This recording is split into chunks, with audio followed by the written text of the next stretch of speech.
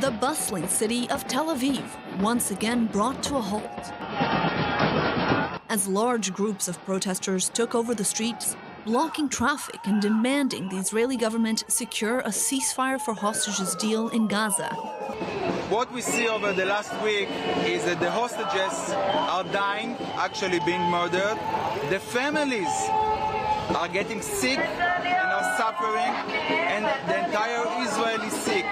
The only medicine is to bring back the hostages. But according to new reports, Israeli negotiators say the chances of an agreement reached on the basis of Israel's May proposal, which has been on the table for the past 3 months, are, quote, close to zero. The unnamed sources in the Israeli security establishment also reported broad pessimism and say that even the U.S. is now unlikely to follow through on its plan to present a new bridging proposal in the next few days. According to Prime Minister Benjamin Netanyahu, who has been widely criticized for not doing enough to reach a deal, the Israeli public stands united in the war against Hamas.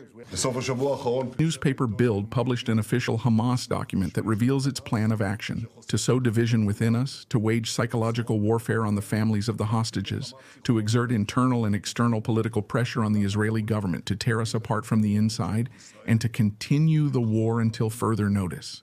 Until further notice means the defeat of Israel.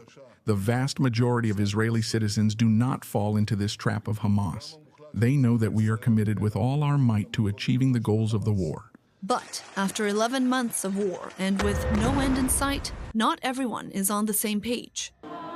Less than 2 weeks ago, Hamas murdered 6 hostages right before they could be rescued by the IDF, adding fuel to the fire of fearful and frustrated family members.